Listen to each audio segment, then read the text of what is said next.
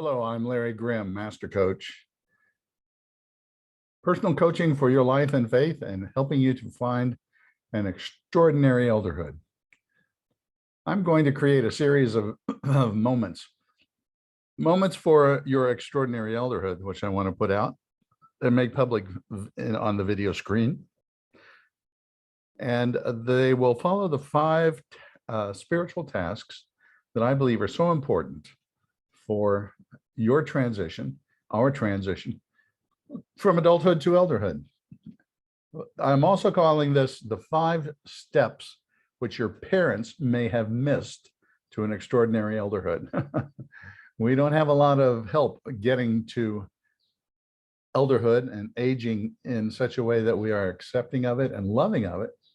And that's my purpose, is to find a place in your heart where you can say, this is my most wonderful part of my life. So these moments for elderhood, moments for extraordinary elderhood, will enable you to make that transition a smooth and wonderful experience. Come join with me in a moment for elderhood. Hello, I'm Larry Grimm, and welcome to your moment for your extraordinary elderhood.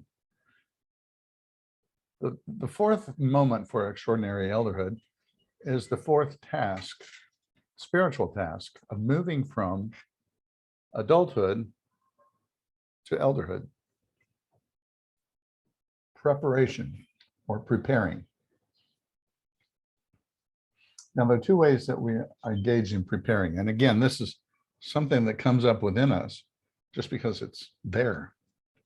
One way to prepare is because we can become very much aware of our responsibility to our family, our friends, and ourselves to deal with the externals of our lives, to look at what I need physically, look at what I'm going to want in terms of my aging process, look at what I'm going to have in place for a living will or a will and last will and testament, to be a good steward of my possessions and to be a good steward of my body and life.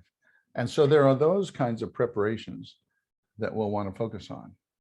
What will I want to prepare to go to a facility of some sort? Do I want to engage in an elder community?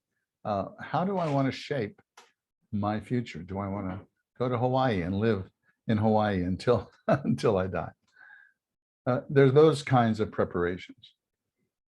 There's also an internal preparation.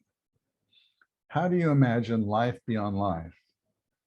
Have you read books that help you shape an idea of life beyond life?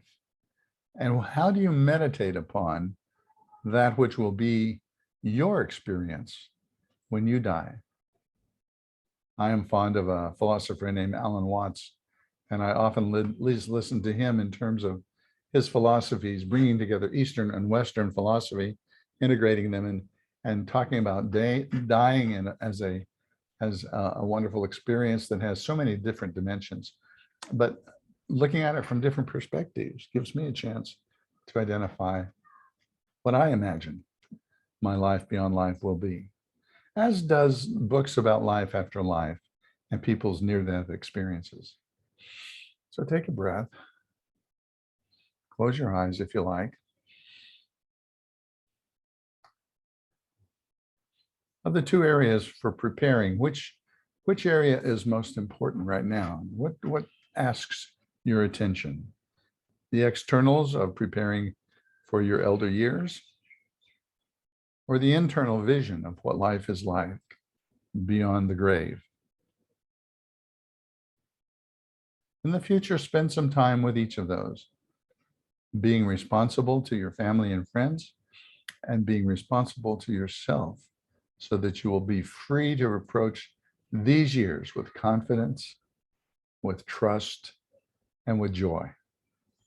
Thanks for joining with me in this moment for your extraordinary elderhood.